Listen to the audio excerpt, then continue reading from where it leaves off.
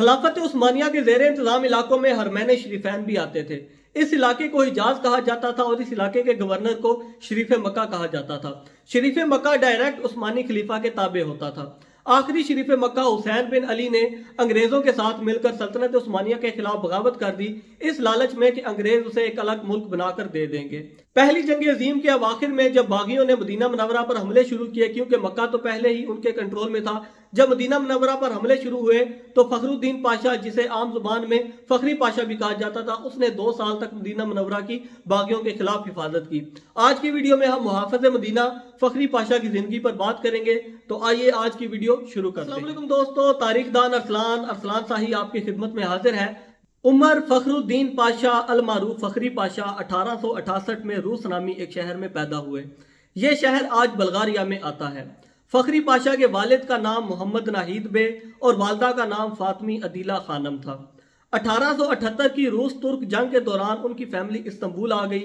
Istanbul में उन्होंने मकतबे हरबी, जिसे कि इंग्लिश में वार अकेडमी कहा जाता है, उसमें दाखिला ले लिया। 1888 में वार अकेडमी से ग्रेजुएट हो गए और 3 साल बाद स्टाफ स्कूल से कैप्टन रैंक के साथ पास आउट हुए।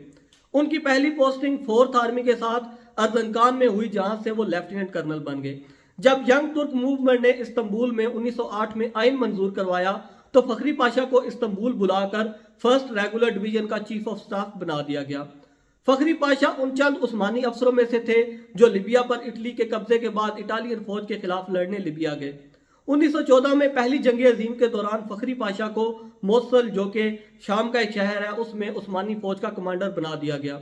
कमाल पाशा अतातुर्क ने फखरी पाशा को 23 मई 1916 के दिन मदीना भेज दिया। चंद दिन बाद अरबों ने सल्तनत उस्मानिया के खिलाफ बगावत कर दी, जिसे कि द अरब रिवोल्ट कहा जाता है। जैसा कि मैंने बताया कि शरीफ मक्का इस बगावत का सरगना था, तो पहले ही मक्का पर बागियों का कंट्रोल था, तो अब उनकी नजरें मदीना पर थीं, क्योंकि मदीना दूसरा बहुत ही बड़ा और अहम शहर था। फखरी पाशा के जिम्मे 2 काम थे, एक तो शहर की हिफाजत करना, दूसरा हिजाज रेलवे को बचाना, क्योंकि बागी लॉरेंस ऑफ अरेबिया के साथ मिलकर हिजाज रेलवे पर हमले करते रहते थे। लॉरेंस ऑफ अरेबिया एक अंग्रेज जासूस था जो कि अरबों को सल्तनत उस्मानिया के खिलाफ बगावत पर उकसा रहा था और उन्हें हर किस्म की सपोर्ट भी मुहैया कर रहा था। 16 जुलाई 1916 को मदीना मुनव्वरा पर हमला हुआ, मगर फखरी पाशा और उनके जवानों ने कामयाबी से दिफा किया और बागी वापस मक्का लौट गए। अब उन्होंने गोरीला वार शुरू कर दी।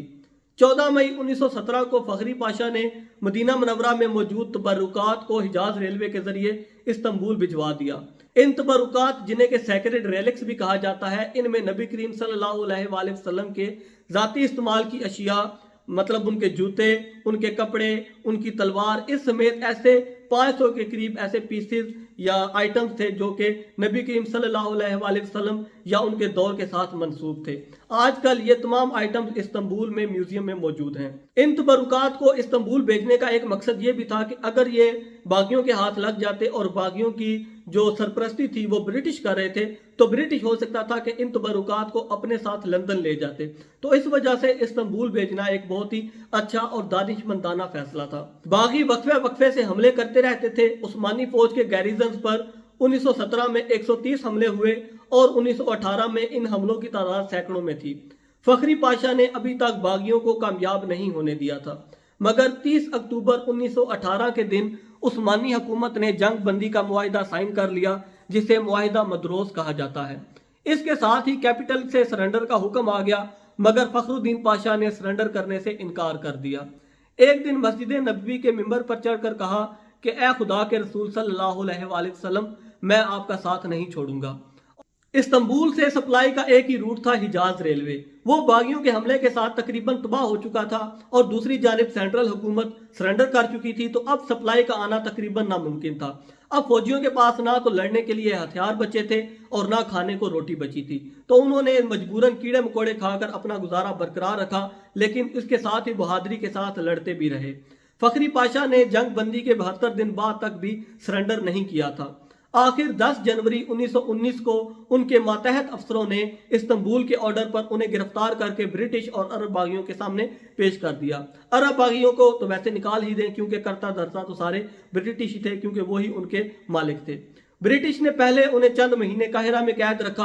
काहिरा मिस्र का शहर है। फिर जंगी कैदी की हैसियत से माल्टा भेज दिया। जजीरा माल्टा यूरोप का एक छोटा सा जजीरा है। 1921 में फखरी पाशा रिहा होकर इस्तांबुल आए और एक हीरो बन गए। 1921 में ही उन्हें काबुल में तुर्की का सफीर बनाकर भेजा गया। 1926 में वो तुर्की वापस आए और मिलिट्री कोर्ट काउंसिल के चेयरमैन बन गए। 1936 में रिटायरमेंट ले ली। 22 नवंबर 1948 को ट्रेन के जरिए इस्तांबुल से अंकारा जा रहे थे तो दिल का दौरा पड़ने से हाल के हकीकी से जा मिले। दिसंबर 2017 में यूएई के फॉरेन मिनिस्टर अब्दुल्ला बिन जैद अल नियान ने फखरी पाशा के मुतालिक एक ट्वीट की।